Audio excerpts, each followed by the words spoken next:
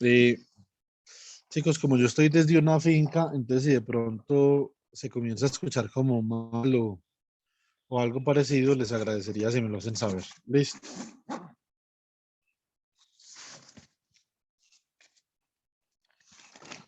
Según yo busco el mouse,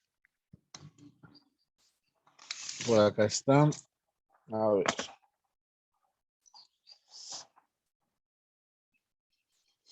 Bueno, muy bien.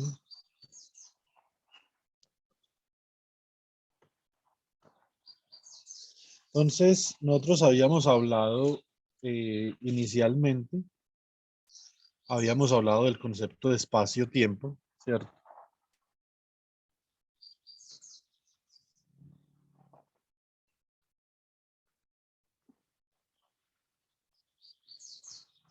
Ya habíamos dicho que en el espacio-tiempo es una forma de uno definir un evento, ¿cierto? O definir la ocurrencia de un evento.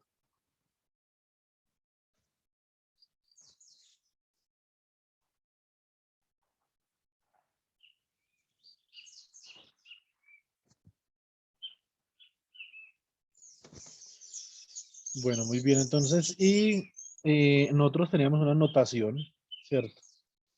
Entonces, habíamos adoptado una notación para definir ese evento como una coordenada X, definido como una coordenada X en el espacio-tiempo, que era X1, X2, X3 y X4, ¿sí o no? Entonces, yo de alguna forma puedo transformar esta coordenada. Yo puedo transformar esta coordenada. Voy a, en este momento ya, digamos que la semana entrante podemos indagar un poco más, pero en este momento voy a transformar esta coordenada de la siguiente forma. Yo la puedo transformar bajo rotaciones, por ejemplo. También la puedo transformar bajo traslaciones.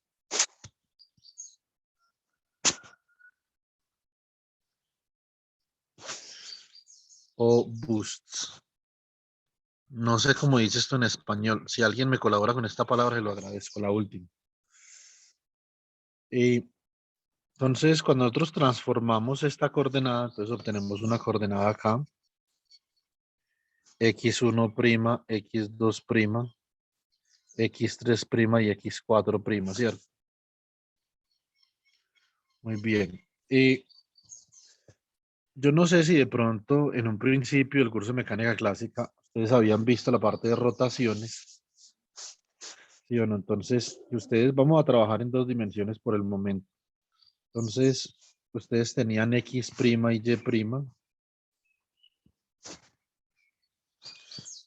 y' igual a coseno de teta menos seno de teta, seno de teta y coseno de teta por xy, ¿cierto? Entonces, bajo rotaciones, por ejemplo, nosotros podemos demostrar una invarianza, es decir, la rotación. Si usted, por ejemplo, está viendo un pajarito y usted está de pie o usted está acostado, el pajarito sigue estando ahí. Es decir, esa rotación bajo 90 grados no está alterando la percepción que usted tiene de la realidad del pajarito, por ejemplo, ¿cierto? Eso de un perrito, bueno, lo que sea. Entonces, desde la perspectiva formal, nosotros podríamos decir que la realidad que yo estoy percibiendo es invariante ante la rotación del observador, por ejemplo, ¿cierto? Que se puede ver como una rotación de ejes. Yo tengo, por ejemplo, tengo un observador que está ubicado en el sistema XY. Bueno, entonces, y resulta que el observador percibe esta realidad acá en este punto XY.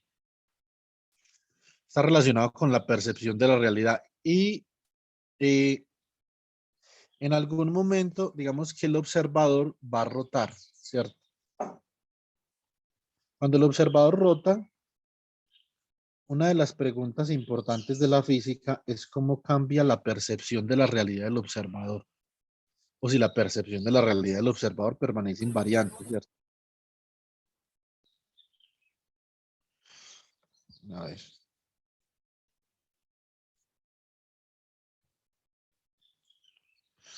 Digamos que esto acá es X' y Y'. Entonces ahora con respecto a este nuevo origen, la pregunta es cómo ha cambiado la percepción de la realidad del observador, ¿cierto? Bueno, aunque este dibujo, digamos que no es el más representativo del mundo, entonces cambiemos de dibujo un segundo. Vamos a colocar esta realidad que está percibiendo el observador en XY, la vamos a colocar por acá, ¿cierto? Y vamos a rotar el observador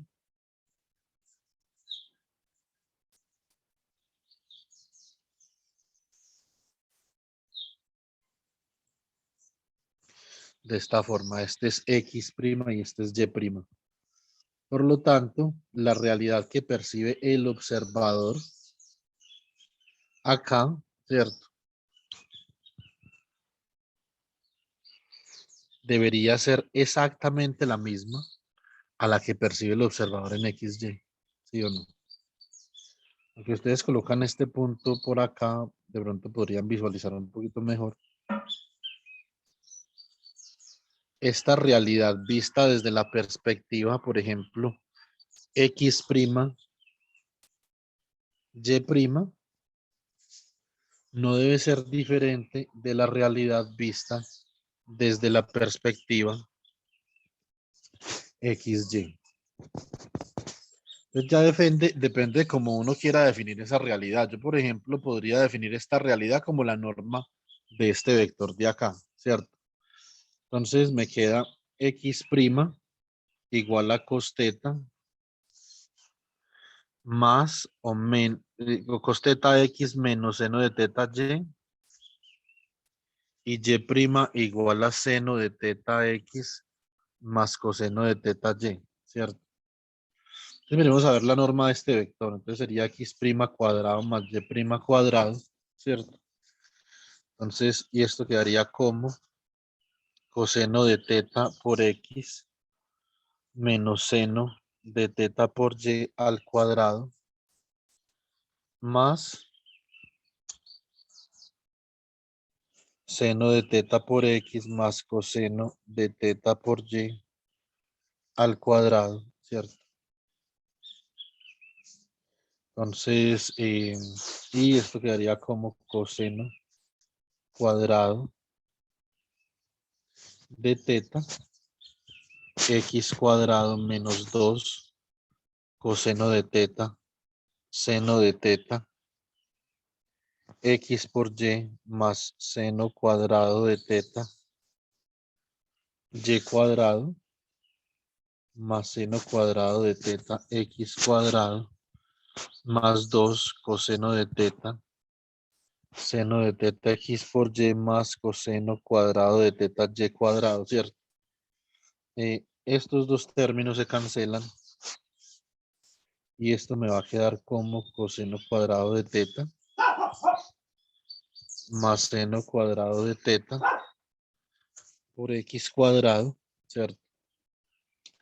Y más seno cuadrado de teta más coseno cuadrado de teta por Y cuadrado. Esto es igual a X cuadrado más Y cuadrado. Eso significa que la norma de este vector es invariante ante rotaciones, ¿cierto?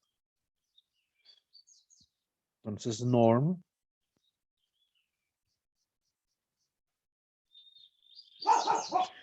invariant under rotations. ¿Cierto? Entonces, este es un tipo de invarianza importante. ¿Cierto? La invarianza ante rotaciones. Cuando estamos hablando de relatividad, en general de física, pero de pronto en un esquema relativista, nosotros queremos preguntarnos si estas transformaciones que yo puedo hacer sobre esta coordenada en espacio-tiempo son invariantes ante rotaciones, ante traslados. Naturalmente, ante traslaciones es fácil de demostrar que algo es invariante entre las traslaciones y ante boosts. ¿Alguien me puede buscar esta palabra?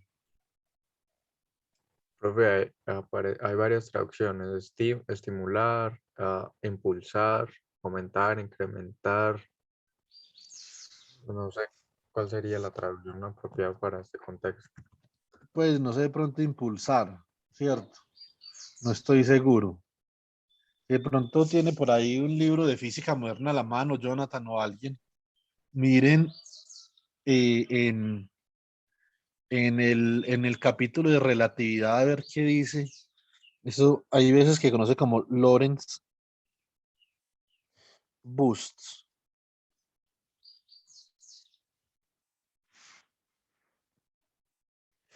Eso era lo que decía sobre Lorentz boost. Es un tipo de transformación, ¿cierto? Ya vamos a ver, digamos, cómo se ve la transformación. La próxima, en el taller, vamos a obtener las transformaciones de Lorentz y vamos a hacer otras cosas. Ustedes me entregan ese tallercito en formato látex en un documento que yo les voy a pasar. Entonces ya con eso cuadramos lo del taller. Eh, mm, y hacemos otro tipo de transformaciones también. Hablamos de simultaneidad de eventos, ¿cierto? De localidad, de no localidad. Hacemos algunas cositas sobre relatividad y que son interesantes. Entonces, tenemos una invarianza bajo rotaciones. Cuando nosotros estábamos hablando de la teoría electromagnética, recuerden que nosotros definimos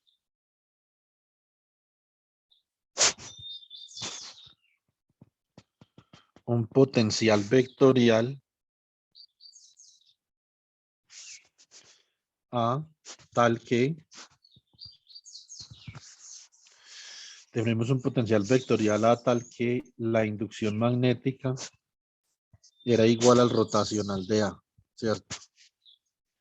Y por lo tanto demostramos que bajo esta selección la divergencia de la inducción magnética igual a la divergencia del rotacional de A seguía siendo cero. O sea que, por ejemplo, la ley de Gauss para el magnetismo era invariante ante esa selección de potencial, ¿sí o no? Eh, de alguna otra forma, nosotros podemos, a partir de la ley de Faraday, decir que el rotacional de E es igual a menos la derivada de la inducción magnética con respecto al tiempo, o esto es menos el rotacional de la derivada con respecto a t del potencial vectorial, ¿cierto? Y de acá nosotros obtenemos que el rotacional de E más la derivada de A era igual a cero, de donde obtuvimos que era igual a menos el gradiente de phi menos la derivada de A con respecto al tiempo, ¿cierto? Entonces, eh, aquí hay cosas naturalmente, cuando uno está trabajando, típicamente cuando uno trabaja en relatividad, entonces uno trabaja en un sistema de unidades diferentes, ¿cierto? Entonces acá básicamente dividiríamos nosotros por 1 sobre C, y este campo sería equivalente, por ejemplo, a yo escribir, eh, lo siguiente. Podría escribir yo el producto punto entre la derivada con respecto a X, derivada con respecto a Y, derivada con respecto a Z. Esto es como un gradiente acá, y esto acá quedaría como menos, eh, esto quedaría acá como menos, a ver, o más bien 1 sobre IC por la derivada con respecto al tiempo, ¿cierto? Esto lo sacamos del producto punto de acá con este vector phi, ¿sí o no? Entonces, esto sería, a ver, no, espera un momentico, yo cambio de convención. Ya retornamos acá en un segundo. Voy a cambiar de convención. Miremos una invarianza primero y ya les muestro una convención para trabajar con esto. Listo. Un momento, dejemos hasta acá. Ahora, invarianza. En este caso, la invarianza que nosotros estamos buscando es que si nosotros recalibramos el potencial vectorial o ejecutamos esta transformación sobre el potencial vectorial, o sea, cambiamos A por A' y hacemos A' igual a más el gradiente de un campo chi, ¿cierto? Y cambiamos phi, por ejemplo, por phi' y decimos que phi' es igual a phi menos la derivada con respecto al tiempo del campo chi. Entonces lo que nosotros tenemos que demostrar es que existe una invarianza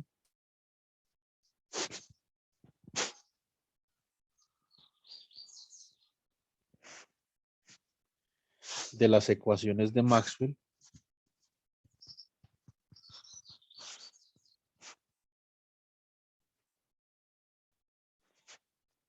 a la selección particular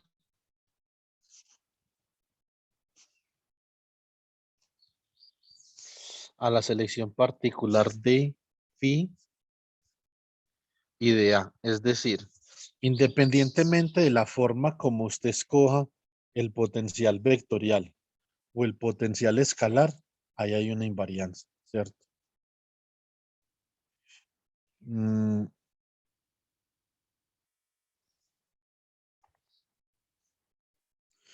bueno, muy bien. Entonces, hay otras invarianzas que yo, por ejemplo, quisiera trabajar con ustedes. Con respecto a la pregunta que me hizo el compañero Jonathan, que yo les había dicho que era una pregunta bastante interesante, y es cuando uno tiene, por ejemplo, ahorita vamos a discutir de eso un poquito, cuando uno tiene una densidad de carga magnética, ¿cierto? Entonces, o cuando hay de alguna forma una observación de un monopolo magnético, ¿cierto? Entonces, ¿qué sucede? Un ejercicio que nosotros podemos trabajar en el taller es que podemos analizar también la invarianza. Entonces, invarianza de las leyes de Maxwell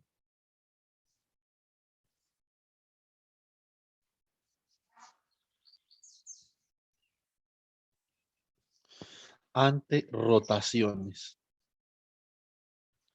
Muy parecido a lo que acabamos de hacer con la norma. Lo que pasa es que naturalmente aquí nosotros debemos de demostrar que estas leyes de acá, la divergencia de E igual a rho sobre epsilon sub 0, la divergencia de B igual a 0, el rotacional de E igual a menos la derivada de B con respecto al tiempo. Y el rotacional de B igual a mu sub 0 J, ¿cierto? ¿Y qué pasa, por ejemplo, chicos, si yo defino unos nuevos campos? Voy a definir un campo E' igual a una constante C que multiplica a E coseno de alfa, ¿cierto? Más mu sub 0, epsilon sub 0, se me va a caber acá. Aquí la quise hacer de chilena y no pude.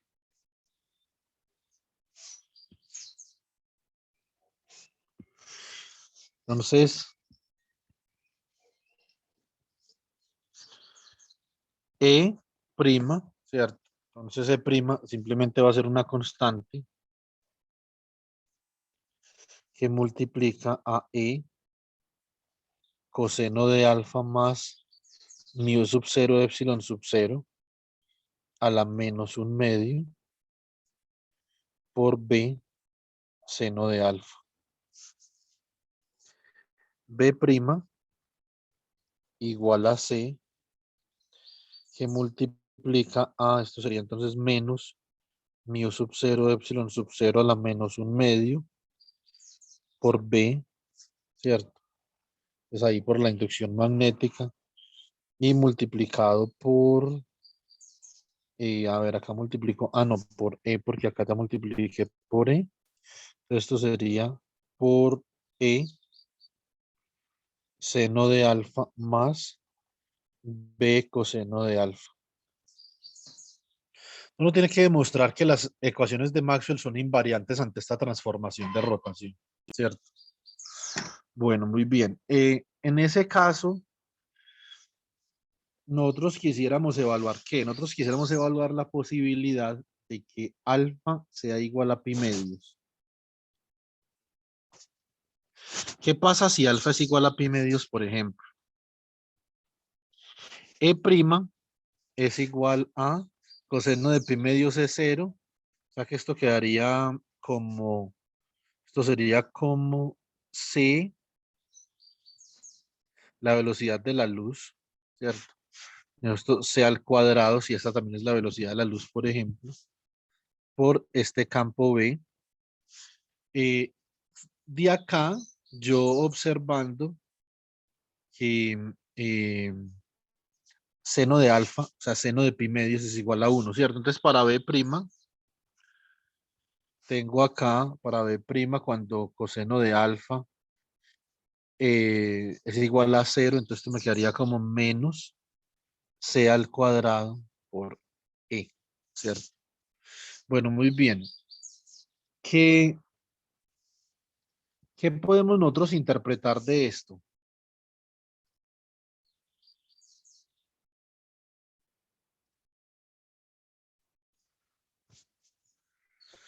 A ver, ¿qué será que significa eso? ¿Quién tiene alguna idea?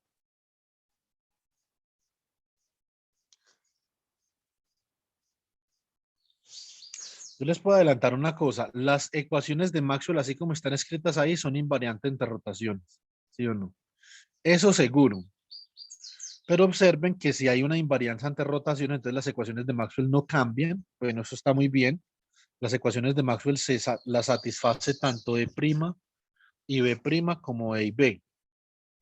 Bueno, pero entonces, ¿qué significa esto?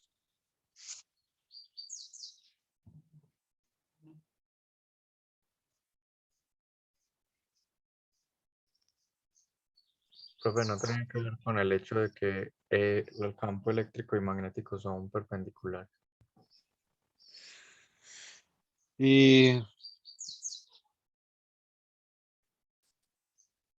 a ver, pues no, no tiene que ver con ese hecho. O sea, sí tiene que ver con ese hecho, pero esa no es, digamos, la interpretación física importante acá. Pero naturalmente tiene que ver con ese hecho, Jonathan, porque si usted tiene, por ejemplo, acá,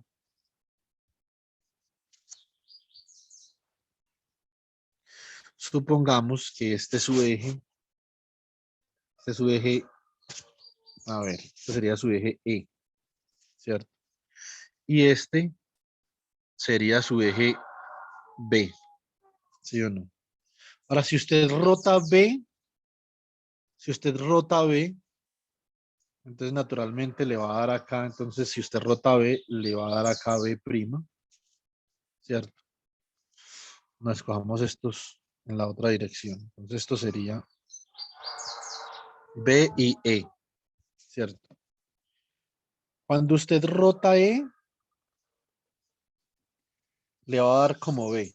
Y si usted rota menos B, le va a dar como E, ¿cierto? Entonces esto es a lo que usted se refiere, ¿sí o no?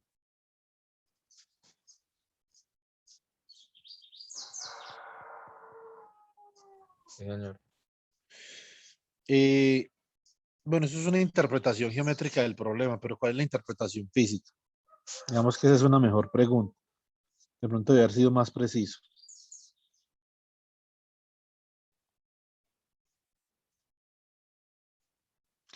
Vamos a ver qué tiene que ver esto con relatividad.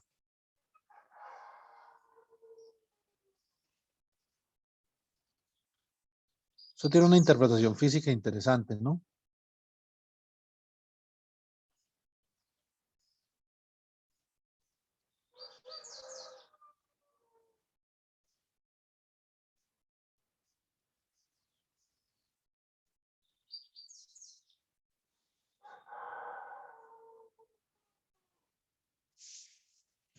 Ninguna idea.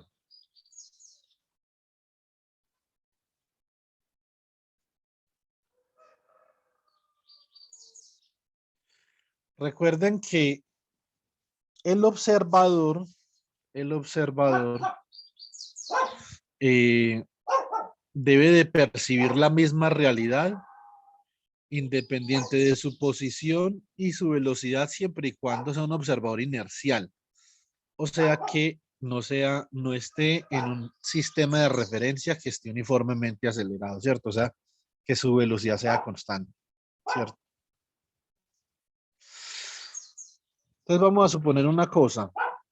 Yo aquí voy a definir acá un observador.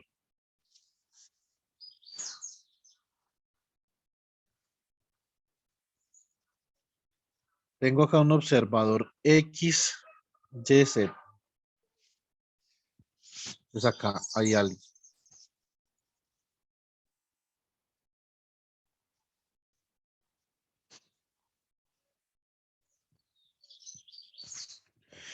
Ese es un observador que está en ese origen, ¿sí o no? Bueno, muy bien. Vamos a dibujar otro observador para que no un origen.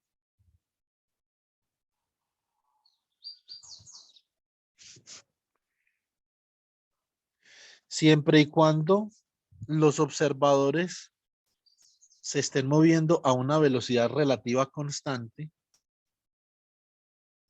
vamos a ver que esta situación satisface un principio importante de la relatividad.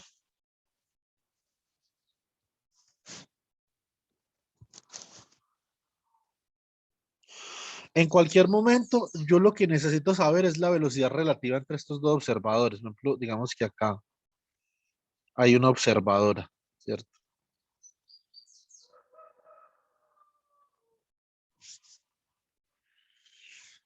Ahora, yo voy a definir el fenómeno físico que ambos están observando. La observadora se encuentra exactamente en el origen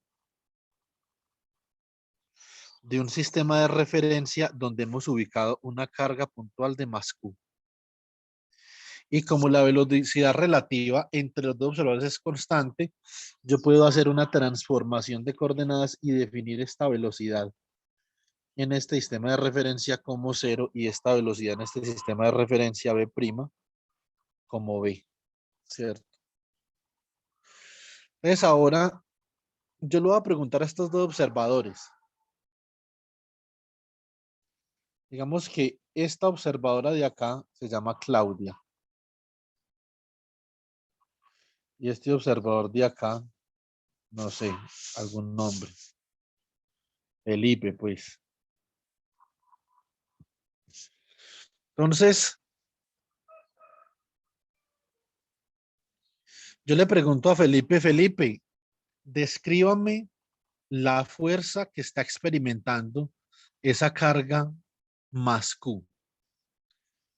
Y Felipe tiene un instrumento para medir esa fuerza.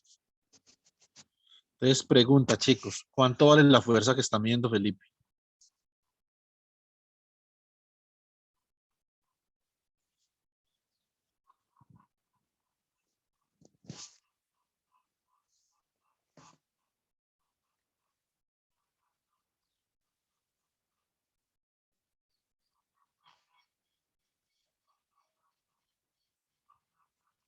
Uy, ¿cómo así? Sería la fuerza de Lorentz, ¿no? No necesariamente. Es más sencilla que la fuerza de Lorentz, pero pues tiene cierto parecido, ¿sí o no? O más bien, Jonathan, sería una parte de la fuerza de Lorentz, pero ¿qué parte?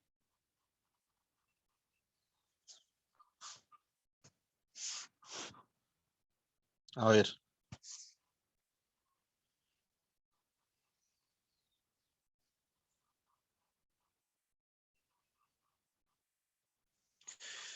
chicos, denme ahí una expresión.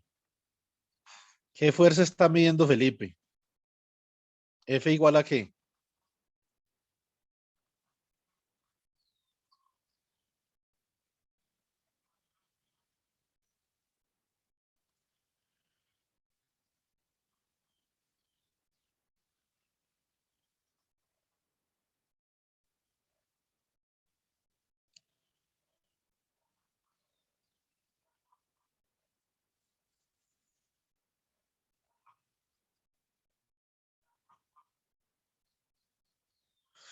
No puede ser que lo haya corchado con nada pregunta o es que están aperezados para contestar. Ah, Yamir, F igual a qué?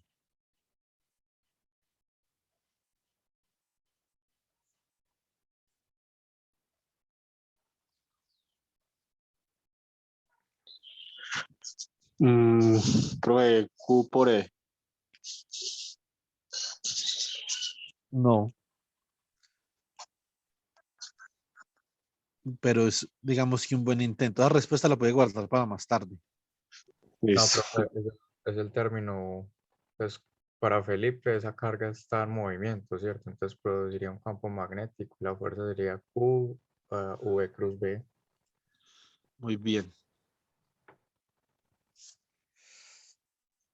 Bueno, fantástico. Entonces, eh, y listo. Ahora sí, Yamir, ¿cuánto valdría esta fuerza para Claudia?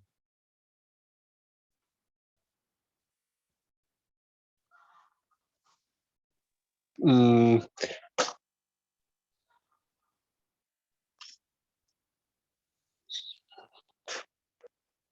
profe, para ella la carga no está moviendo, ¿no? Sería cero. No, porque igual si la carga no se está moviendo, uno tiene una fuerza eléctrica que experimenta una carga en Ah, reposo. ahora sí, antes Q por E. Exactamente. Entonces sería. Ahora, la pregunta fundamental acá, esto realmente lo que estamos discutiendo, esto es física del más alto nivel, chicos. Entonces, este es un problema muy interesante. La pregunta fundamental acá, entonces, ¿quién tiene la razón, Claudia o Felipe? Coloquemos a campo E acá primado, ¿cierto?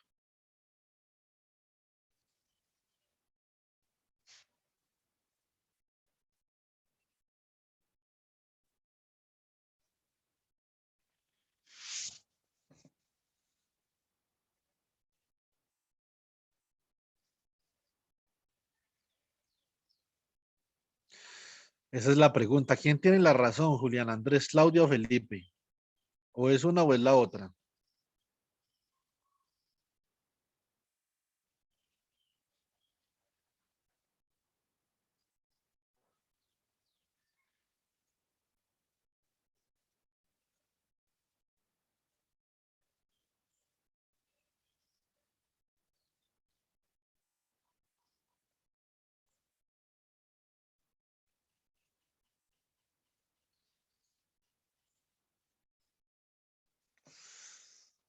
¿Alguna idea, Julián?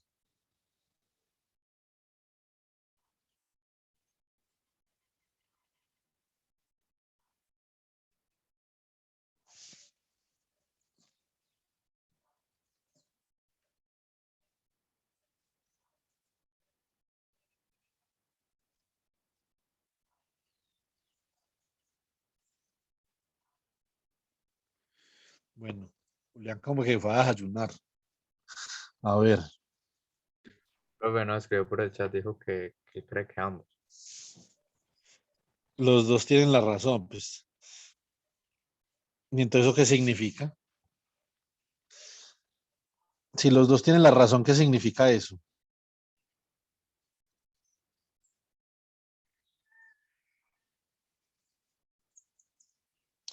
¿Y qué tendrá que ver con esto de acá?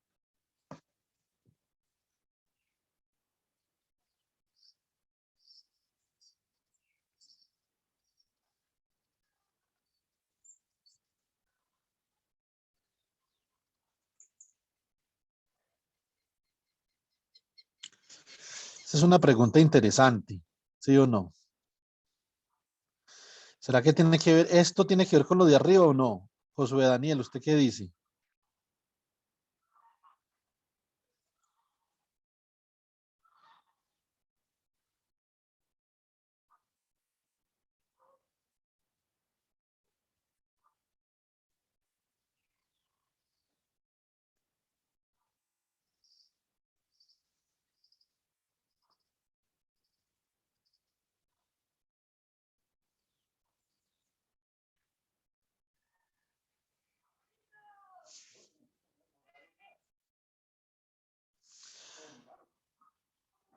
Bueno, Josué sí está ayunando.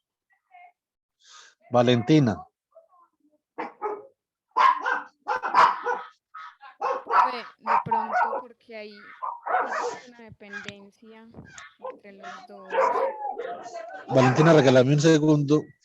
Estoy en la finca del papá de mi esposa y se alborotaron los perritos. No le escucho nada. Un segundo.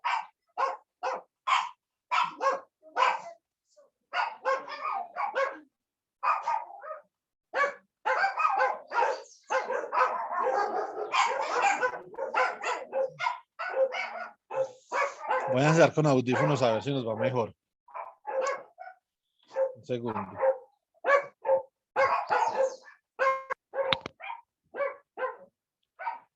Chicos, ¿ustedes me logran escuchar ahí? Sí, profe. Bueno, Valentina, ahora sí. ¿Cuál es su argumento? De pronto la dependencia, pues arriba hay una dependencia del campo eléctrico con el campo magnético y viceversa. Y abajo, pues también hay una dependencia en cuanto a las velocidades que ellos dos tienen, No, no los campos, sino la carga, ¿sí o no? pero tienen velocidades distintas. Em, no necesariamente. Lo que pasa es que acá Felipe está experimentando un campo E y B. Y Claudia está experimentando un campo E' y B'. ¿Sí me explico?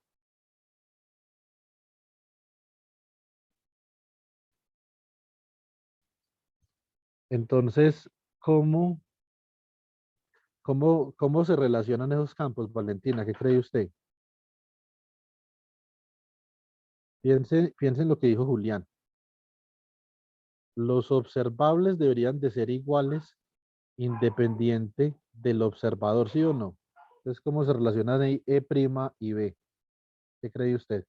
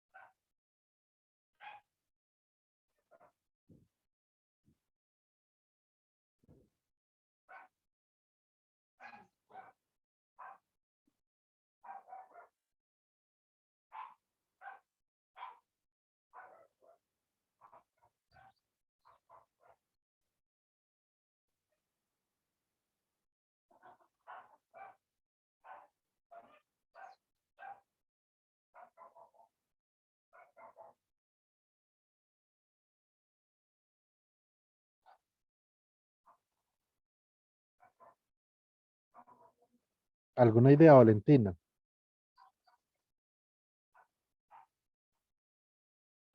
No, profe, todavía no, la verdad. Bueno, Jorge David, ¿usted qué cree?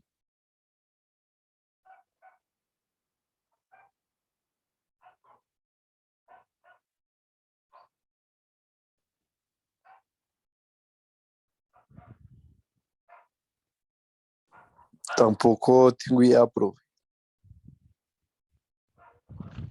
Sí, Julián, muy bien. Se deben de relacionar mediante una transformación. Una transformación que podría ser esta transformación de rotación, ¿cierto? Sí, por ejemplo, a través de una transformación de Lorentz, exactamente. Entonces, pero observen una cosa. Este campo eléctrico E', este campo eléctrico E', se puede expresar como el campo eléctrico, como un campo eléctrico que podría haber también Felipe, pero le tiene que sumar un término que dependa de la velocidad. Ahí es donde vienen las transformaciones de Lorentz para los campos eléctricos y magnéticos, ¿cierto? Es posible, por ejemplo, si yo examino un problema en donde uno de los sistemas de referencia se está moviendo, yo definir un campo eléctrico que sea igual a un campo eléctrico prima más un campo eléctrico V cruz B. Esto también va a ser un campo eléctrico. Pueden observar ustedes. Y este campo eléctrico de acá se llama Mobile Electric Field.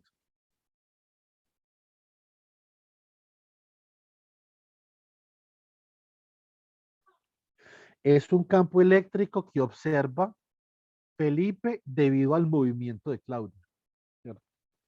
Por lo tanto, y acá viene la conclusión importante, por lo tanto, en este contexto, los campos eléctricos y magnéticos son intercambiables, ¿sí o no? Es decir, E y B representan el mismo fenómeno.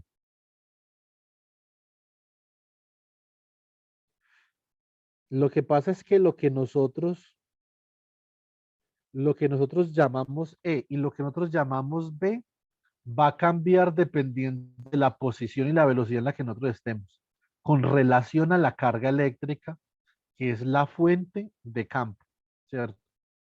Entonces nosotros tenemos que mirar a ver cómo estamos nosotros ubicados con relación a la fuente de campo, ¿cierto?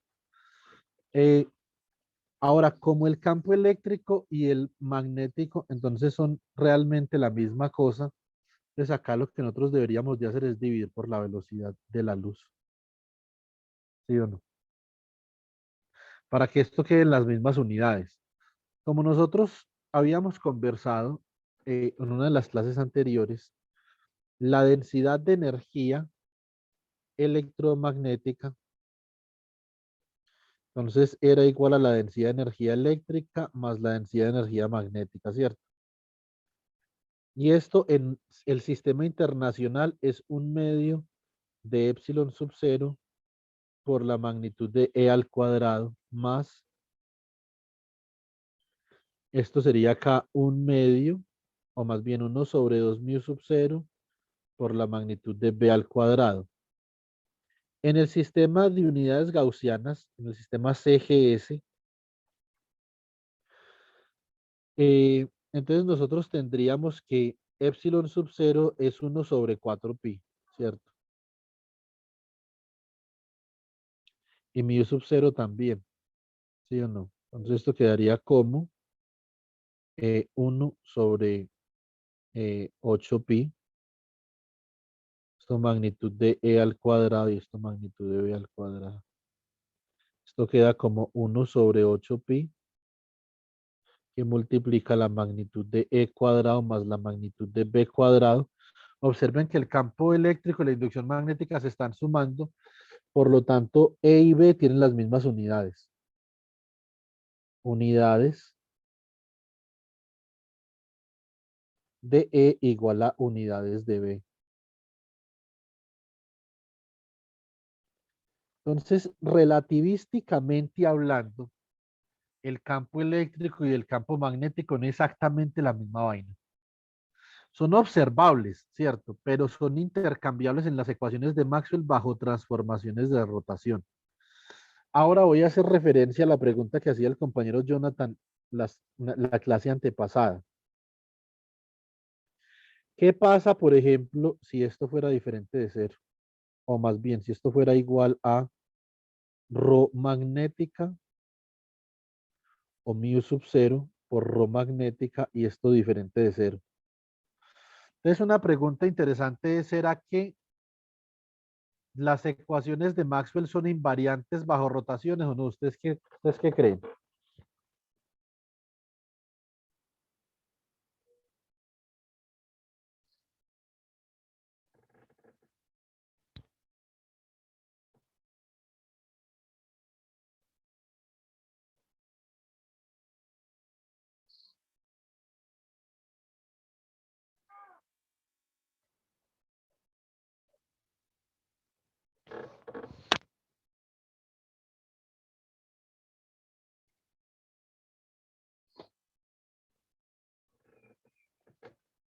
¿Ahí habrá una invarianza bajo rotaciones o no?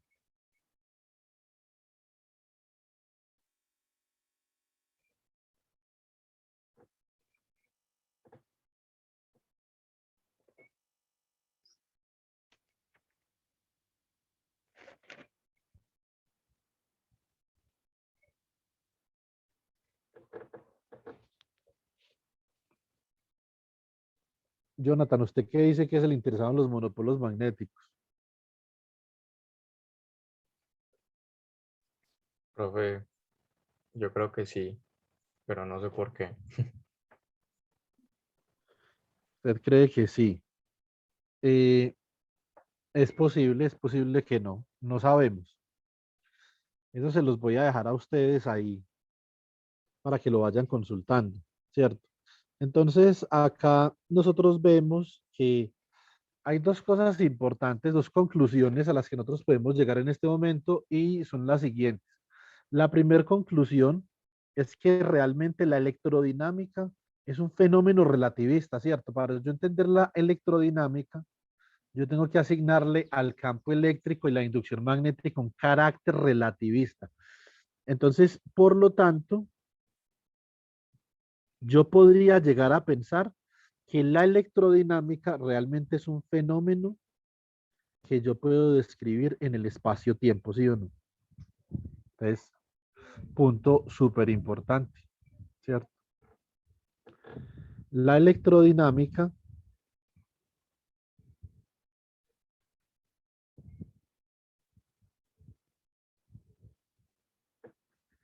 es un fenómeno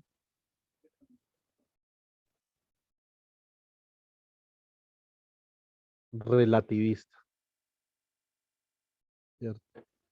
La electrodinámica es un fenómeno relativista que yo puedo describir en el espacio-tiempo. Entonces, descripción en el espacio-tiempo.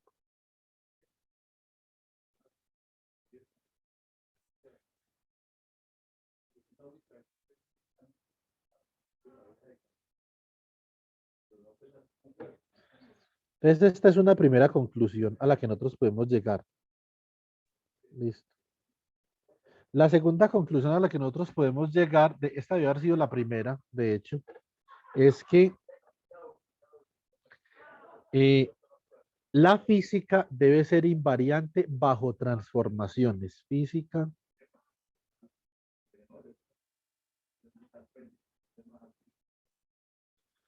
invariante bajo transformaciones.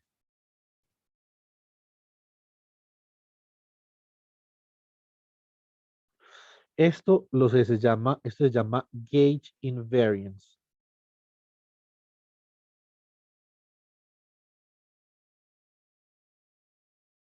Listo. Esas son dos conclusiones importantes. Ahora, nosotros en el taller vamos a demostrar el Lorentz boost, ¿cierto? Las transformaciones de Lorentz. Pero nosotros podemos simplemente escribir las transformaciones de Lorentz y hacer una pequeña demostración de la invarianza de una cantidad que define perfectamente bien el espacio-tiempo.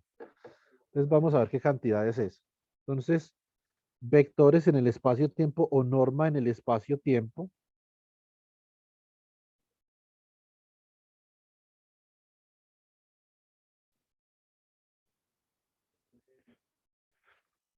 Entonces yo voy a definir un vector en el espacio-tiempo, x sub mu.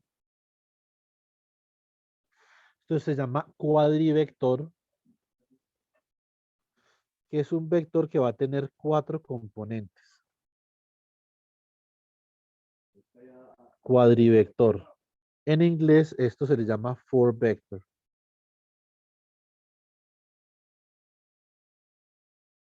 ¿Cierto? Entonces este cuadrivector que yo tengo acá no es otra cosa que x1, la componente x1 del cuadrivector, x2, x3, x4 y típicamente, entonces yo llamo esto, por ejemplo, x, y, z y i, c por t, donde i por t se conoce como imaginary time.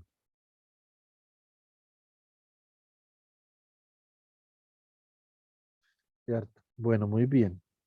Entonces vamos a ver cuánto vale esta norma de acá. Expresemos esto de la siguiente forma. ¿Cuánto valdría x mu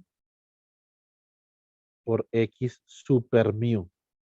¿Cierto? Más bien x super mu por x mu. ¿Sí o no? Tenemos acá x super mu por X mu. Esta es la notación relativista. Entonces yo tendría esto como, bueno, realmente X sub mu yo lo defino como un vector columna, ¿cierto? O sea que esto sería como X, Y, Z, coma I, C por T, y acá un vector columna, X, Y, Z, I, C por T, ¿cierto?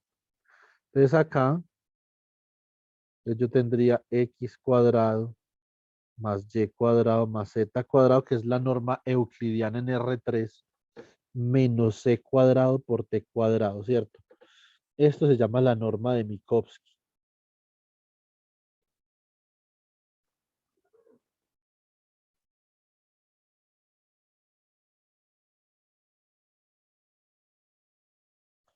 Un espacio de Minkowski es un espacio, una representación en el espacio-tiempo para un punto que representa un evento o una realidad. El punto X1, X2, X3 y X4, ¿cierto?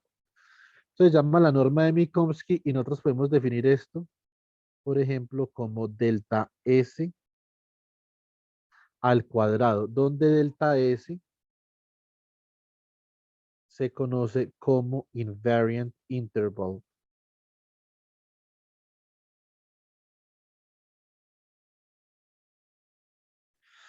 Este nombre de intervalo invariante naturalmente tiene algún origen, ¿cierto? Entonces, ¿ustedes creen que esto es invariante a qué? ¿Por qué le llamamos a eso intervalo invariante? ¿Cuál es la invarianza a la que yo hago referencia cuando me refiero a este intervalo de acá?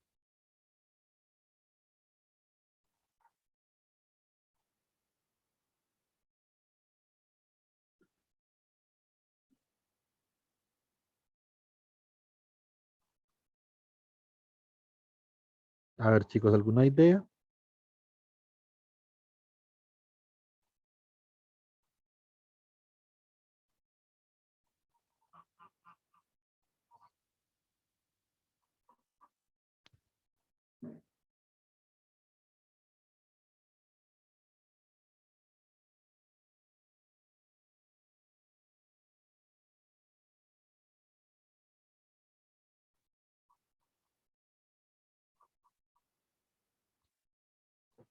Este intervalo invariante realmente es invariante. Entonces acá tendríamos nosotros que delta S al cuadrado sería X cuadrado menos C por T al cuadrado, coloquemos acá C por T, ¿cierto?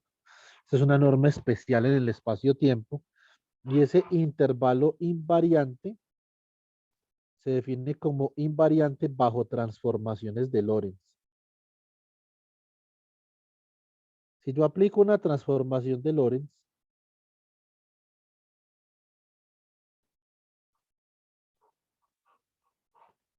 esto es X' y esto es T'. Entonces acá, por lo tanto, puedo definir un intervalo invariante también. Delta S'. Esto sería X'. Esto sería C por T'. Y acá, entonces, la invarianza de ese intervalo implica que delta S es igual a delta S', ¿cierto? Entonces, invarianza bajo transformaciones de Lorentz.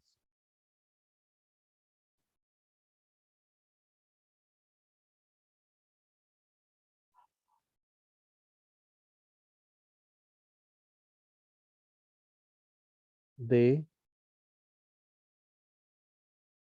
Lorentz, ¿cierto? Muy bien. Entonces, yo voy a definir las transformaciones de Lorentz a las que vamos a llegar en el taller.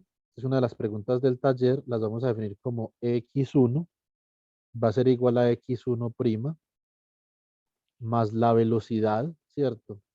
Del observador inercial por el tiempo sobre la raíz de 1 menos v al cuadrado sobre c al cuadrado, ¿cierto? En el límite relativista, en el límite no relativista, x transformando bajo Lorentz, vuelve a transformar bajo Galileo, ¿cierto? Que las transformaciones de Galileo, pues ustedes sí la conocen bien, eso se ve en el primer curso de física, en física 1, ¿cierto? Entonces, y esto sería acá, entonces x2 igual a x2' y x3 igual a x3', en el caso tal en el que solamente estemos considerando el Lorentz boost en una sola dirección, no en dos, sino en una sola dirección, ¿cierto? Muy bien. Entonces, y el tiempo transforma bajo Lorentz de la siguiente forma. Esto sería t' más la velocidad sobre c al cuadrado, ¿cierto? Esto por x', por x1', ¿cierto? Dividido el factor de Lorentz,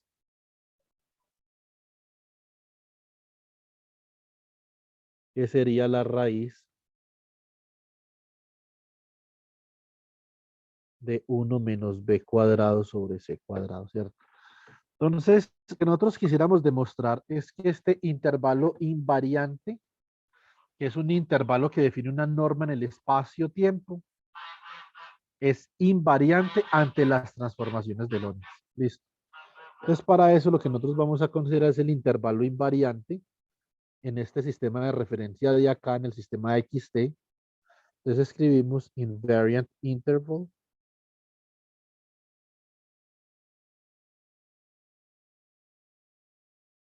in XT. Entonces va a ser igual a delta S. Tenemos delta S cuadrado igual a X cuadrado más Y cuadrado más Z cuadrado menos C cuadrado T cuadrado, ¿cierto?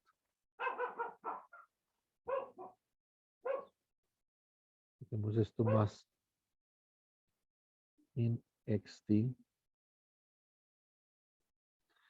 Entonces igual a delta S al cuadrado igual a X cuadrado más Y cuadrado más Z cuadrado menos C cuadrado T cuadrado, ¿cierto? Y tenemos invariant interval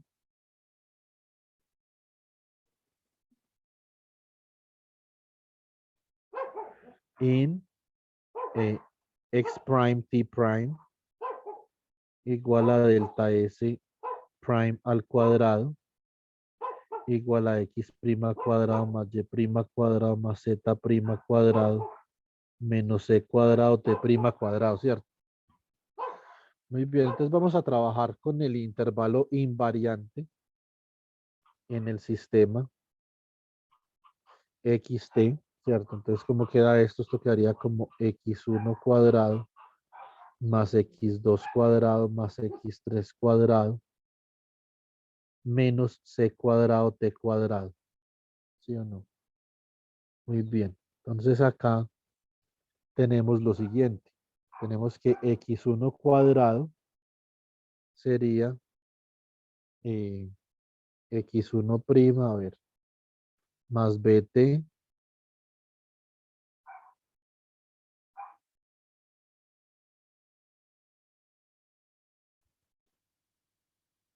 sobre la raíz de 1 menos b cuadrado sobre c cuadrado.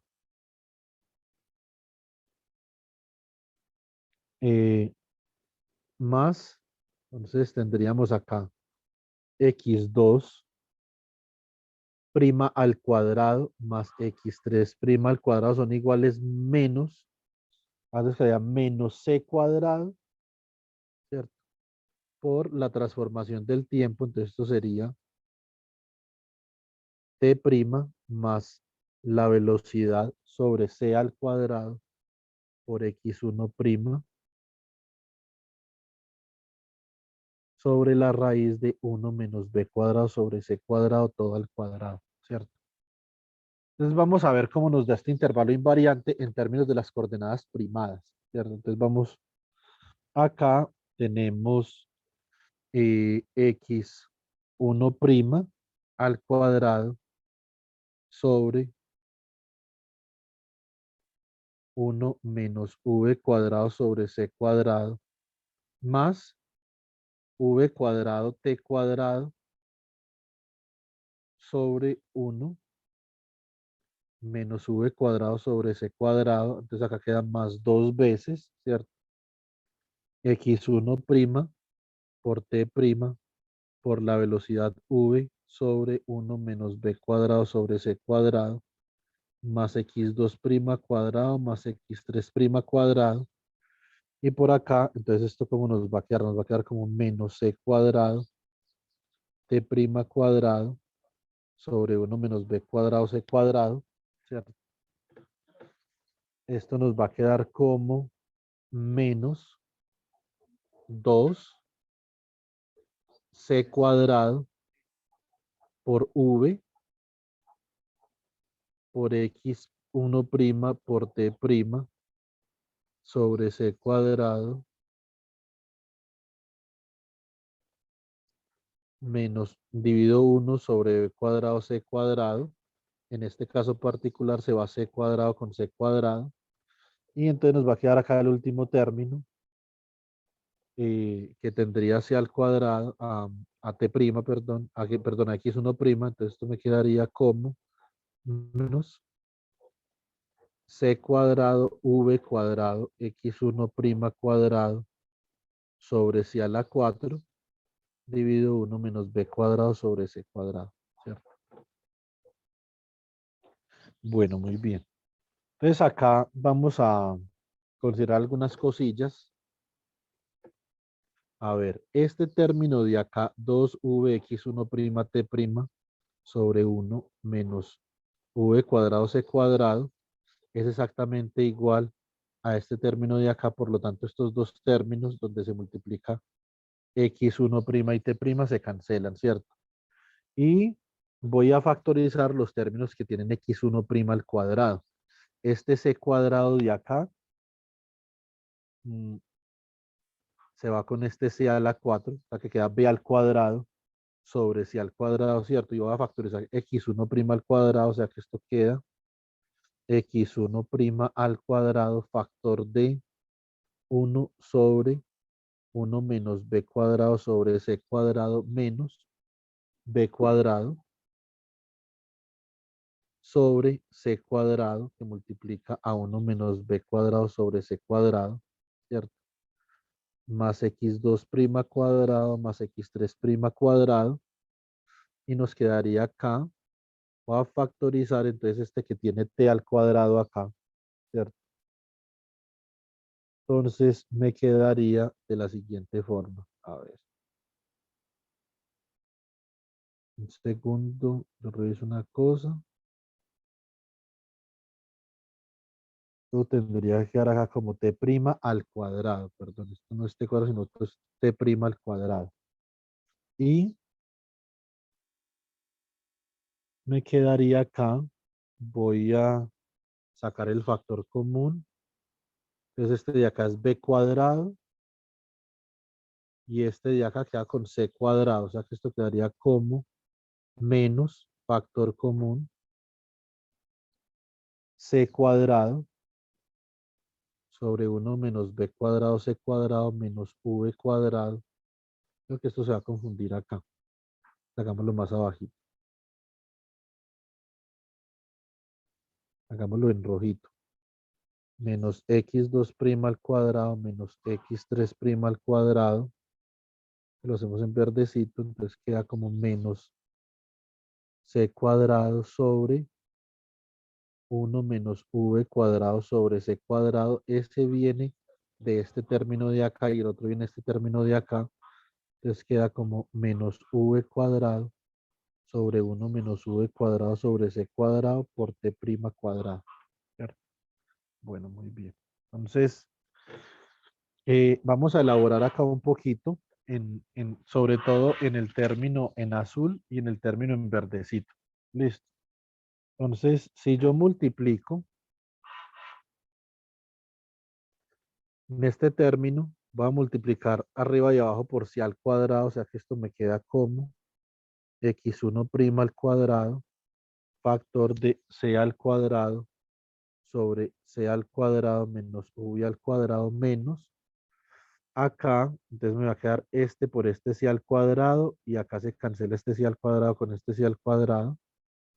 sea que me va a quedar menos v cuadrado sobre c al cuadrado menos v al cuadrado, ¿cierto? Eh, Permítanme, yo copio esto acá.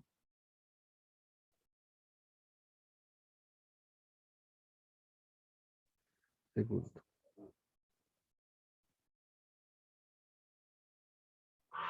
No me quiere copiar. A ver.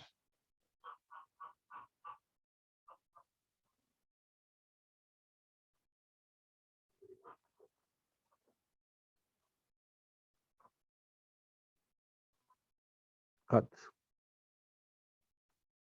Y este lo podemos copiar acá abajito. Ahí nos quedamos sin espacio.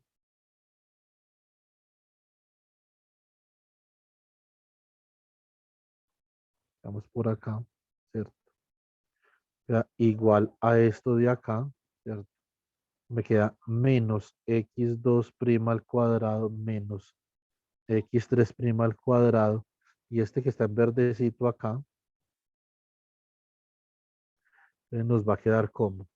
Voy a hacer lo siguiente, a multiplicar acá en cruz, ¿cierto? Entonces me va a quedar acá c al cuadrado menos b al cuadrado, arriba c a la 4, ¿cierto? Entonces me queda menos c a la 4 sobre c al cuadrado menos b al cuadrado menos v al cuadrado c al cuadrado sobre c al cuadrado menos v al cuadrado t' al cuadrado, ¿cierto? Y esto entonces me queda como x1' cuadrado, factor de c cuadrado menos b cuadrado sobre c cuadrado menos b cuadrado, entonces más acá, más x2' cuadrado más x3' cuadrado menos c cuadrado, factor de c cuadrado menos v cuadrado por c cuadrado menos v cuadrado sobre c cuadrado menos v cuadrado t' cuadrado. Esto vale 1. Esto vale 1. Entonces, por lo tanto, ese intervalo invariante en términos de las coordenadas privadas me queda x1' cuadrado más x2' cuadrado más x3' cuadrado menos c cuadrado t' cuadrado y esto no es otra cosa que delta s' al cuadrado. Listo. Entonces, por lo tanto, aquí estamos demostrando la invarianza de el intervalo invariante, disculpen la redundancia, ante las transformaciones de Lorentz. Listo. Bueno, chicos, ¿alguna pregunta hasta ahí?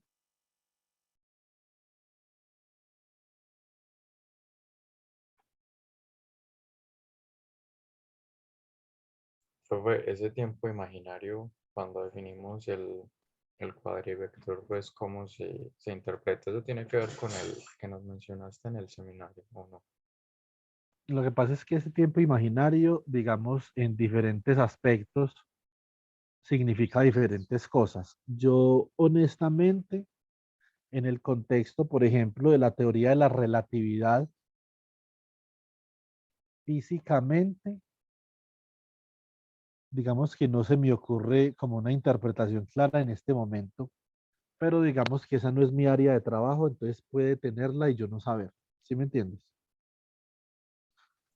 Sí, profe. Eh, Ahora, si por ejemplo usted tiene este intervalo invariante, es invariant interval delta x square equal to x square plus y square plus z square minus c square t square, ¿cierto? Entonces, esto es importante, in the Minkowski space,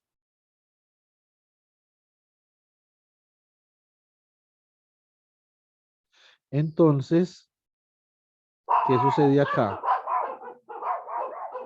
By defining an imaginary time,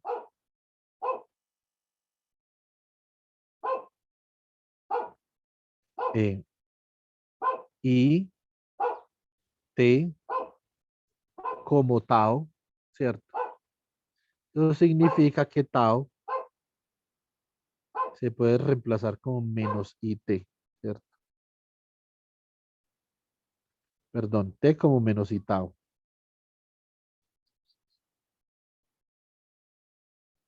T como menos I por tau, ¿cierto? Entonces, esto es, digamos que, Jonathan, eso sí, de eso sí estoy seguro. Inicialmente, cuando surge, digamos, el concepto del espacio-tiempo y el trabajo de Hermann Minkowski, que es un trabajo netamente matemático, entonces yo, digamos, no estoy muy seguro, yo no creo que a Hermann Minkowski se le hubiera ocurrido una interpretación física para el tiempo imaginario, porque es que él no era físico, ¿cierto? Entonces, y a los matemáticos estas vainas tienden a no importarles. Es más, entre más abstracto sea y menos entienda, mejor para ellos. Eso es lo que a ellos más les gusta. Eh, yo creo que habría que buscar, yo creo que de pronto la interpretación de tiempo imaginario, yo creo que vino después como en la época de Irak, pero no estoy seguro, ¿cierto? Entonces esto es puramente matemático. Y cuando usted hace este cálculo puramente matemático, y por eso fue que lo hicieron, de eso sí estoy seguro, sucede lo siguiente. Eso tiene delta S cuadrado igual a X cuadrado más Y cuadrado más Z cuadrado menos C cuadrado T cuadrado. Y entonces usted realiza la siguiente transformación.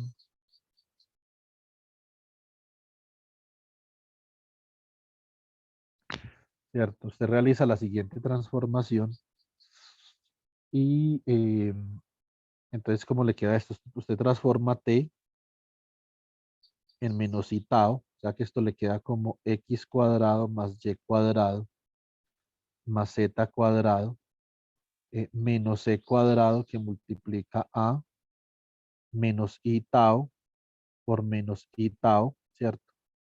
Y esto le va a quedar como X cuadrado más Y cuadrado más Z cuadrado menos I por menos I es I al cuadrado y al cuadrado es menos 1, o sea que esto queda más C cuadrado tau al cuadrado. Entonces, en tiempo imaginario, usted puede decir que in imaginary time,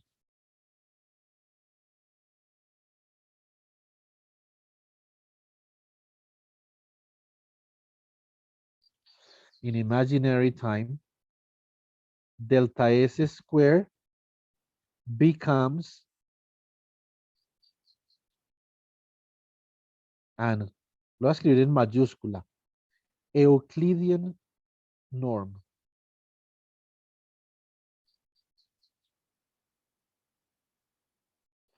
Esta era la razón por la cual se introdujo la primera vez el tiempo imaginario, ¿cierto? Es esta razón de acá, ¿sí o no? ¿Qué interpretación tenga el tiempo imaginario? Yo realmente no sé. Ahorita le pregunto a la profesora Blanca, que es una colega mía en la Universidad de Pamplona. Yo creo que ella debe saber, ¿cierto? Es muy posible que ella sepa. Yo realmente no sé si en relatividad, hablando de relatividad y de cosmología, ¿qué interpretación tiene el tiempo imaginario? Yo tengo que reconocer, lamentablemente, que yo de cosmología no es que sepa mucho, ¿cierto? Entonces, digamos que sé lo básico, algo de agujeros negros, ¿cierto? Pero tampoco mucho. Me gustaría aprender, eso sí. Ahora, en mecánica estadística, ¿cierto? El tiempo imaginario, que esa sí es mi área de investigación, en mecánica estadística, el tiempo imaginario sí tiene una interpretación clara, ¿cierto? Entonces, en mecánica estadística,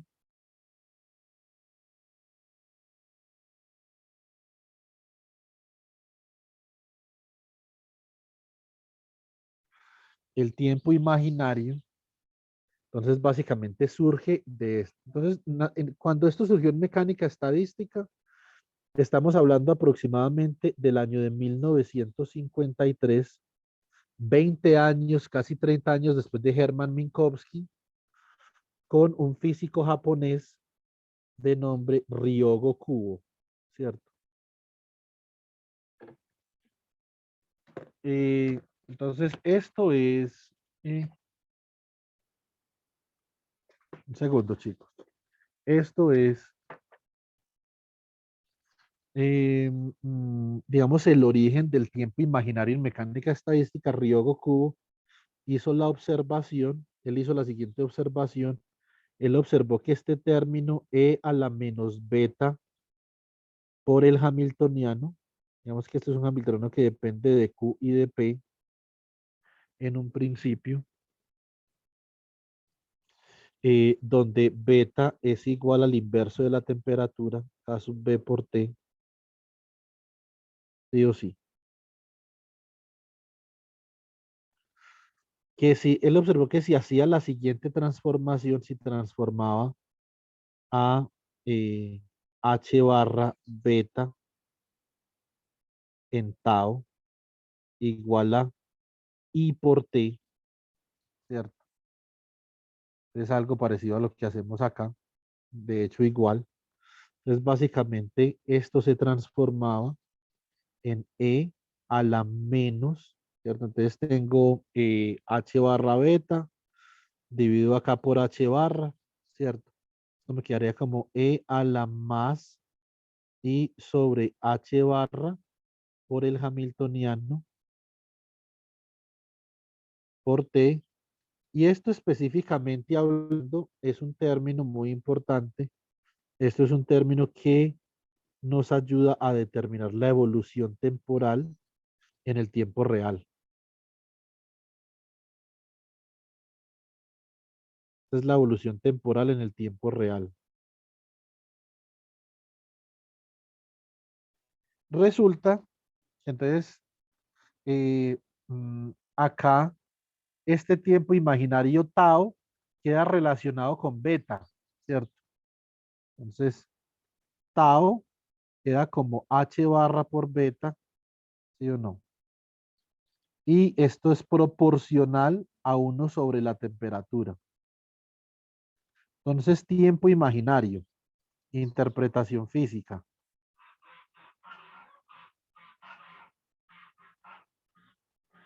Entonces, hay que colocar acá, digamos, un big but, porque esta es una interpretación física en mecánica estadística. En cosmología no estoy seguro.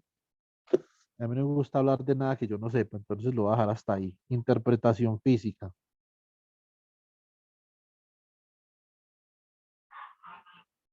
Entonces, mecánica estadística, coloquemos acá.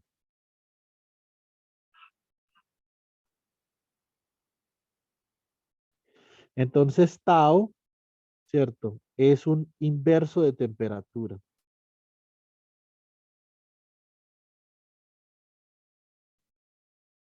Ese es el tiempo imaginario. Eh, Esto implica que, por ejemplo, si usted está evolucionando desde tau igual a 0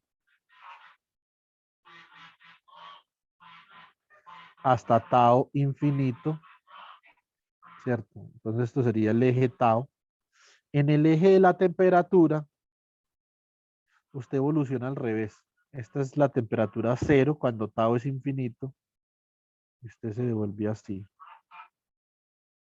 Hasta una temperatura de más infinito cuando tau vale 0, ¿cierto? Entonces, este sería el eje de la temperatura. Esa es la interpretación física del tiempo imaginario en mecánica estadística. Ahora, ¿por qué hicieron esto, Jonathan? Porque resolver problemas en un espacio euclidio es mucho más fácil que en un espacio de Minkowski. Y por último, yo diría que esto dio origen a lo que nosotros conocemos hoy en día como thermal field theory.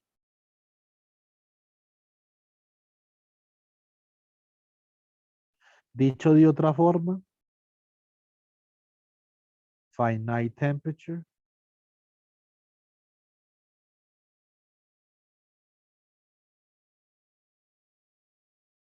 field theory. O sea, una teoría de campos a temperatura finita o teoría de campos térmica. Entonces, eso es básicamente a lo que nosotros nos estamos enfrentando. Y acá entonces debemos de citar a este otro físico japonés también, que de hecho fue estudiante de Kubo. Kubo fue profesor de este man. Se llamaba Takeo Matsubara.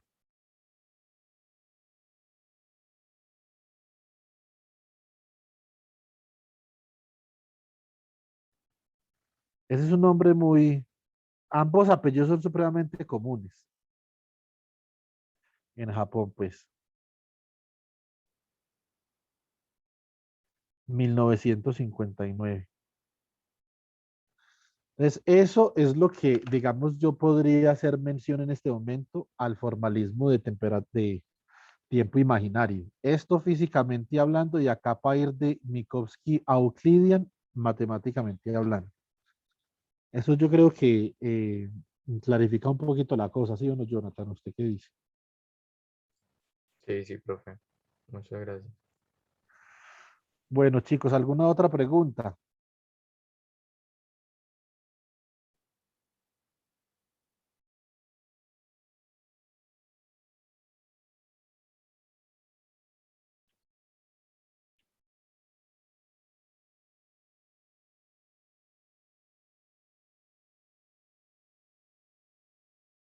Bueno, entonces, eh, descansemos 7 minuticos y nos volvemos a ver acá. ¿Listo? En 7 minuticos, por favor. Muchas gracias.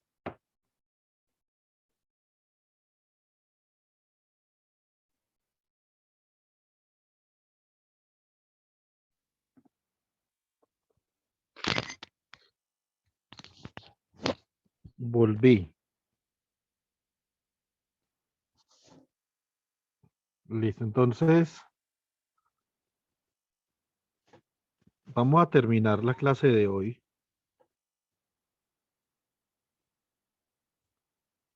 con algo que conocemos como la teoría cuadrivectorial del campo electromagnético.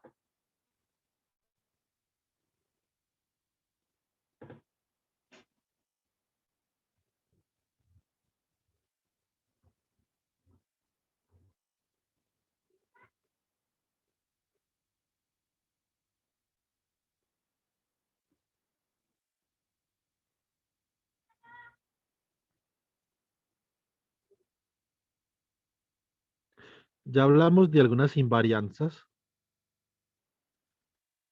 Hablamos de algunas invarianzas que están presentes en los campos o en la teoría de las ecuaciones de Maxwell, ¿cierto? Eh, mm, entonces, yo les voy a dar acá una referencia. Yo no sé, Jonathan, si de pronto puede encontrar este libro, me lo compartís por favor. Este libro se llama, a ver, después yo me acuerdo cómo se llama esta vuelta. El autor se llama Baldassare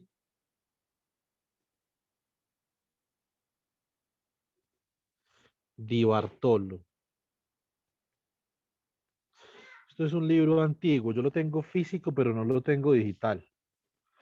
Entonces, y creo recordar que este libro se llama Clásico.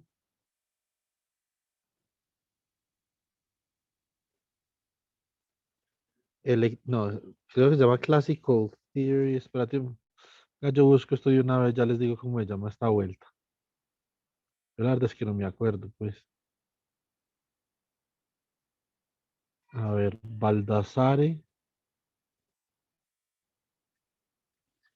Di Bartolo. A ver si está por Amazon. No, ni siquiera está en Amazon. Es que el libro yo lo conseguí por una librería en Estados Unidos, pero por Amazon no lo encontré. Luego será Classical Theory of Theory. Electromagnetism. Electromagnetism, ¿sí o no? Ujú. Sí. Classical Theory of Electromagnetism.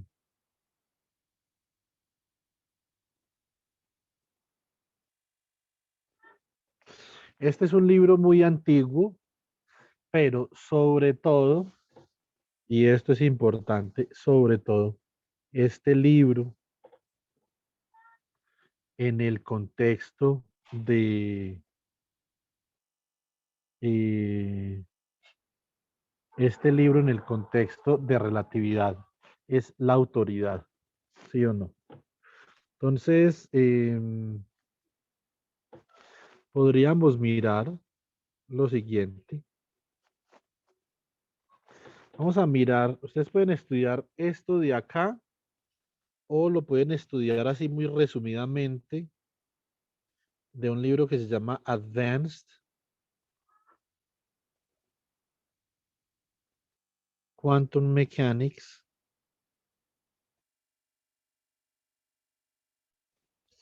de JJ Sakurai,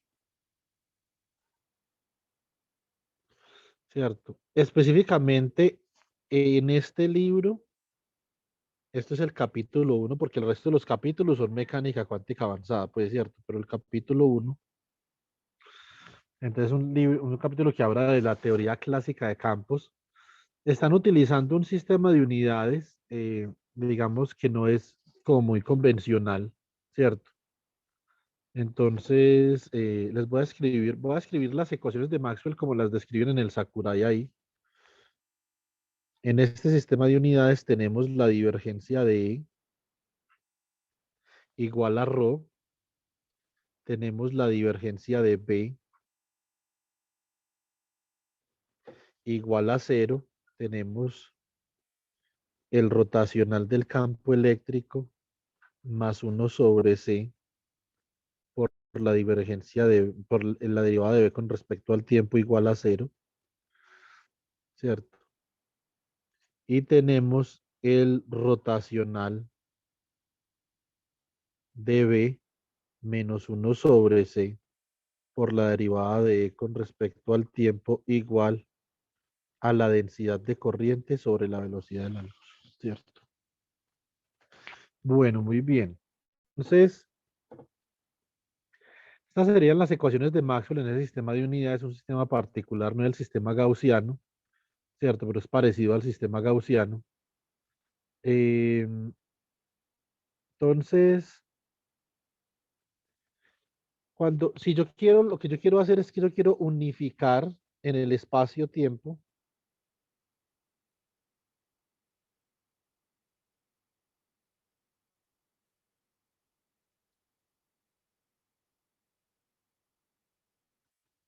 la teoría electromagnética.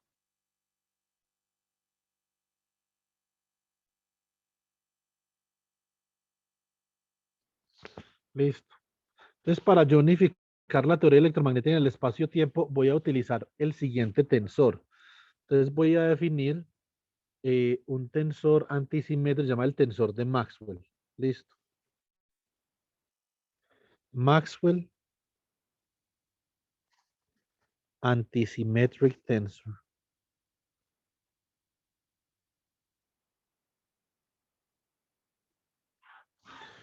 Entonces, este tensor antisimétrico se llama el tensor de Maxwell. Es un tensor que me va a permitir escribir de manera unificada las ecuaciones de Maxwell. Claramente es un tensor antisimétrico, la diagonal es igual a 0, ¿cierto? Tenemos acá B3 menos B3, tenemos acá menos B2 y acá tenemos B2, ¿cierto? Acá tenemos menos I1, menos I por el campo eléctrico E1, y acá tenemos I por el campo eléctrico E1, ¿cierto? Aquí tenemos B1, aquí tenemos menos B1, ¿cierto? Aquí tenemos menos I por E2, menos I por E3, acá tenemos I por E2 y acá I por E3. Ese es el tensor antisimétrico de Maxwell, ¿cierto? Con ese tensor antisimétrico de Maxwell, por ejemplo, si yo defino lo que llamo como la cuadridensidad de corriente.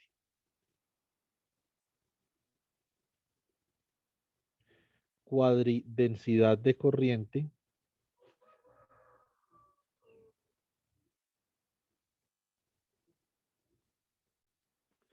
Entonces, básicamente que J sub mu, entonces ahora este J de acá que es un vector, lo voy a expresar como un cuadrivector que va a tener componentes J1, J2, J3, coma I por C por la densidad de carga. O sea, esto será como algo así como J vector, coma IC rho, ¿cierto? Bueno, muy bien. Ahora nosotros podemos observar lo siguiente. Tenemos, podemos mirar el rotacional de B. A ver, el rotacional de B es una operación antisimétrica sobre el campo magnético, ¿cierto?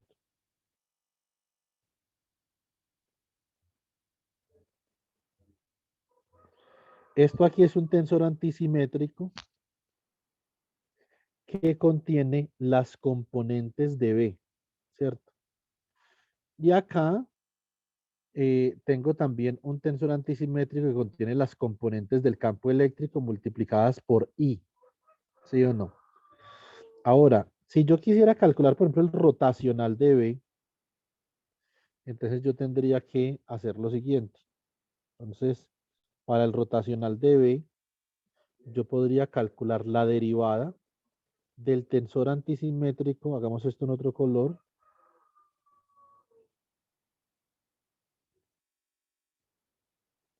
la derivada del tensor antisimétrico con respecto, por ejemplo, a X sub nu. Y esto me va a dar el cuadrivector para la densidad de corriente sobre la velocidad de la luz. Ahora vamos a mirar una cosa. ¿Qué pasa si uno saca la derivada del tensor antisimétrico con respecto a X nu, que serían las columnas, ¿cierto? Entonces, básicamente, lo que nosotros podemos ver es que los primeros términos, cuando yo tengo estas derivadas, que es una derivada covariante, el I con el menos I se va, y me va a quedar el rotacional de B y la derivada con respecto al tiempo de E, ¿cierto? Me queda rotacional de B menos derivada con respecto al tiempo de E. Acá me queda esto como 1 sobre C, ¿cierto? Igual a J sobre C, que serían las tres primeras componentes de este cuadrivector. Y también me va a quedar la divergencia de E igual a ρ, ¿cierto? Entonces, que básicamente ρ es ¿quién? Ρ es la cuarta componente, va a ser la cuarta componente de este cuadrivector de acá. Entonces, cuando usted multiplica, por ejemplo, menos I, ¿cierto? Por E1, que es una componente de acá, por ρ. Entonces, perdón, usted tiene, aquí tendríamos nosotros menos 1 sobre C por D con respecto a X mu, ¿cierto? Acá colocamos I, C, y aquí vamos a colocar por menos I por E sub mu, por ejemplo. Estas serían las componentes del campo eléctrico. Esto básicamente, si nosotros sumamos sobre mu, entonces se va I con I, menos con menos, ¿cierto? Y esto quedaría acá por ρ sobre C, entonces sería como ρ sobre C, que sería la cuarta componente del cuadrivector. Esto quedaría como dE sub mu, dx sub mu, ¿cierto? 1 sobre C igual a ρ sobre C, se va C con C. Esto queda en componentes del cuadrivector dE sub mu con respecto a x sub mu igual a ρ, y esto básicamente es la divergencia escrita como un cuadrivector, ¿cierto? Entonces, esta expresión que yo tengo acá me permite reproducir las ecuaciones de Maxwell, ¿cierto? En forma tensorial. Donde este F sub mu nu, entonces lo conocemos nosotros como el tensor de estrés de Maxwell, ¿cierto? Esto es un cálculo muy común. Ahora, nosotros vamos a observar una propiedad interesante, es la siguiente. Nosotros podemos observar que la segunda derivada del tensor de estrés de Maxwell es cero, ¿cierto? Y por lo tanto, nosotros podemos intuir que se cumple también, se satisface la ecuación de continuidad a partir de esa expresión. Digamos que esta es la expresión 1, ¿cierto?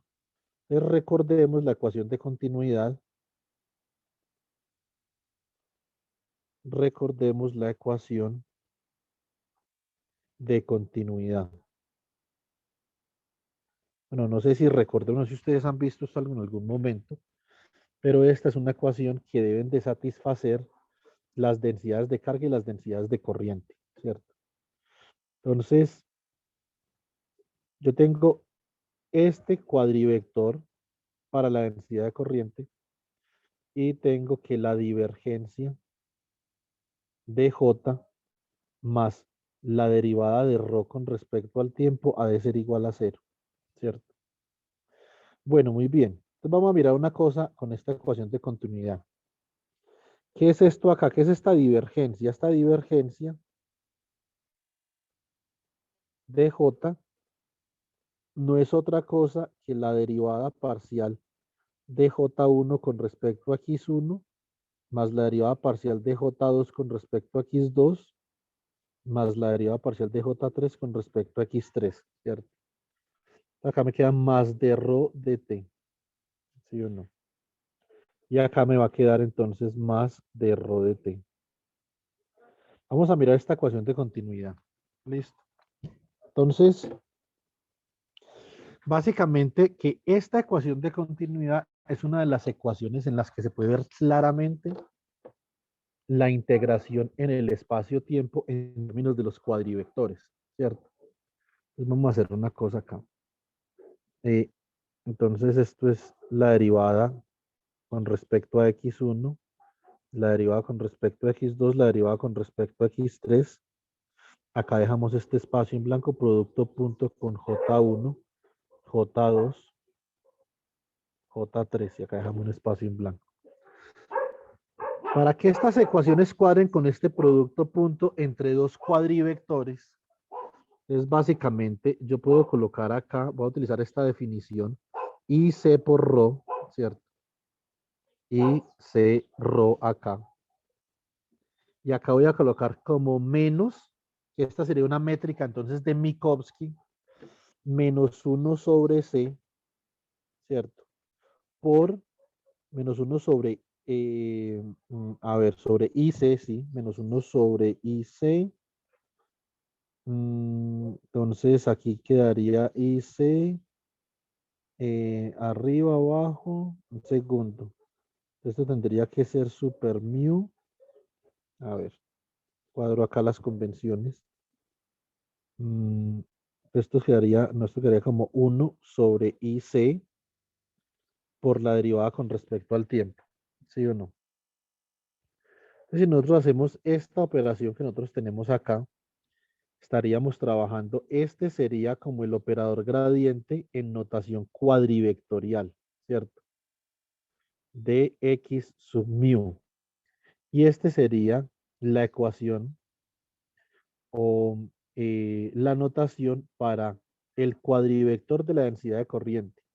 Por lo tanto, esta ecuación de continuidad divergencia de J más la derivada de ρ con respecto a t en el dominio del espacio-tiempo, o sea, en notación cuadrivectorial, a ver, esto igual a 0, esto implicaría que en notación cuadrivectorial tendría yo que la derivada de J sub mu con respecto a X sub mu ha de ser igual a 0, ¿cierto? Entonces, esta es la ecuación de continuidad para la densidad de corriente, ¿sí o no? Entonces,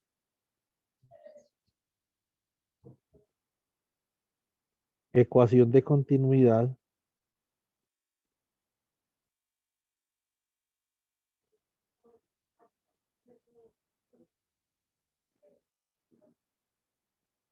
para el cuadrivector densidad de corriente. Y acá el cuadrivector densidad de corriente está integrando. Ojo, el cuadrivector densidad de corriente está integrando tanto la parte de corriente como la parte de carga. La parte de la corriente y la parte de carga en el espacio-tiempo quedan integradas dentro del mismo objeto matemático. Entonces ahora vamos a utilizar esa definición de la ecuación de continuidad para trabajar con este término de acá, que es un término del cual se pueden obtener tanto esta ley de Maxwell como esta otra ley de Maxwell. ¿Listo? Bueno, muy bien. Entonces las dos leyes de Maxwell que están asociadas con fuentes, ¿sí o no? Muy bien, entonces acá ¿qué nos queda? Nos queda que la derivada de f sub mu, sub mu nu, ¿cierto? Con respecto a x sub nu, esto es igual a j sub mu sobre c, ¿cierto? De acá, entonces yo tengo que la derivada con respecto a x sub mu por la derivada de f sub nu con respecto a x sub nu va a ser igual a 1 sobre c por la derivada de j sub mu con respecto a x sub mu, ¿cierto? Y nosotros sabemos que esto tiene que dar 0. Por lo tanto, de acá tenemos algo parecido como la condición de la hessiana que veríamos cuando estamos tratando con la teoría lagrangiana de campos. Obtenemos que la segunda derivada de f sub mu nu con respecto a x sub mu y con respecto a x sub nu debe de ser idénticamente igual a 0, ¿cierto? Entonces nosotros vamos a verificar que esto es cierto aprovechándonos de la condición de antisimetría del tensor de Streck de Maxwell, ¿cierto? Vamos a ver entonces cómo queda esta vuelta. Esto sería entonces segunda derivada de f sub mu nu con respecto a x sub mu con respecto a x sub nu. Entonces vamos a utilizar la propiedad de antisimetrización de este tensor. Esto es un medio de la derivada con respecto a x sub mu de la derivada de f sub mu con respecto a x sub nu menos la derivada con respecto a x sub mu de la derivada de f sub mu. Simplemente intercambiamos para obtener acá este signo menos, intercambiamos los índices del tensor de estrés y esto nos queda la derivada de f sub mu con respecto a x sub nu, ¿cierto? Y como este es un tensor, acá en este caso nos queda un tensor, es un tensor antisimétrico, por eso el signo menos. Aquí simplemente vamos a cambiar nu por mu. Nu por mu, porque son simplemente variables mudas. Entonces no hace ningún daño. Si yo, por ejemplo, tengo acá, tengo acá mu, en vez de mu coloco new y en vez de new coloco mu, ¿cierto? Entonces acá, en esta parte, lo que voy a hacer es que voy a intercambiar new por mu. Entonces esto me queda como un medio, ¿cierto? De la derivada con respecto a x sub mu por la derivada de f sub mu nu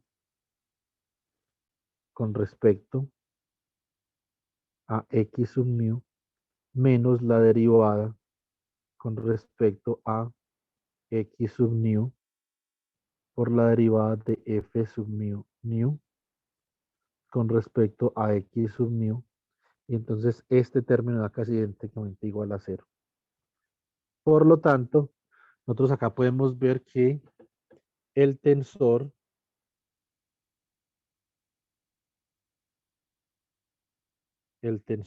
de estrés de Maxwell satisface la ecuación de continuidad.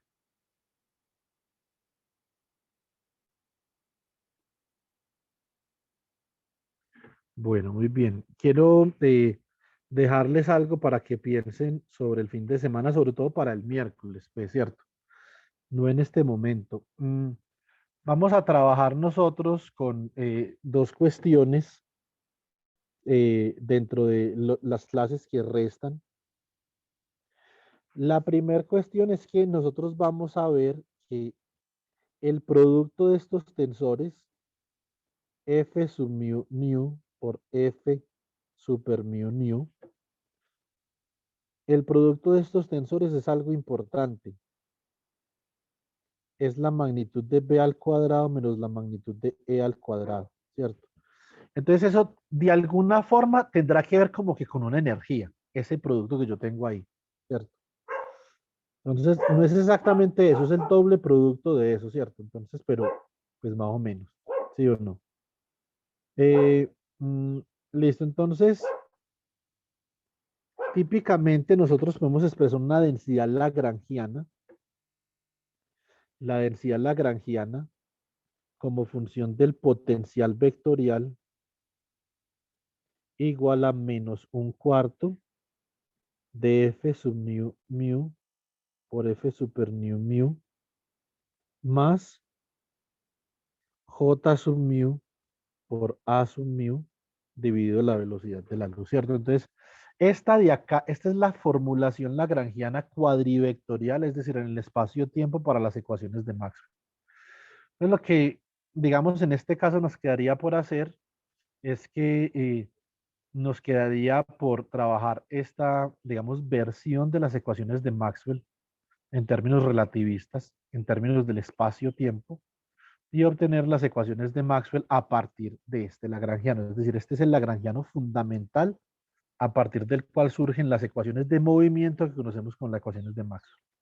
Listo. Entonces, yo creo que acá, digamos, ya le hemos dado como un brochazo pues a, a la parte de la teoría de campos relativista, sino que acá la vamos a colocar en términos de los campos electromagnéticos. Listo. Entonces ya con esto me despido, chicos. Les deseo una buena tarde. Si de pronto tienen alguna pregunta, entonces, si de pronto tienen alguna pregunta, entonces me pueden escribir al WhatsApp. Hoy voy a estar en asesoría con un chico Daniel, que es de este curso, o por lo menos eso creo, a las 4:30, ¿cierto? Si ustedes tienen alguna pregunta, también se pueden conectar a las 4:30, que voy a estar ahí pendiente. Listo, ya. Dios mediante, chicos, este fin de semana les puedo digitar las notas, ¿ok?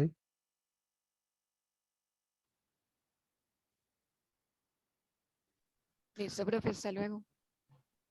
Bueno, jovencito, hasta luego. Que pasen Hasta buena luego. tarde.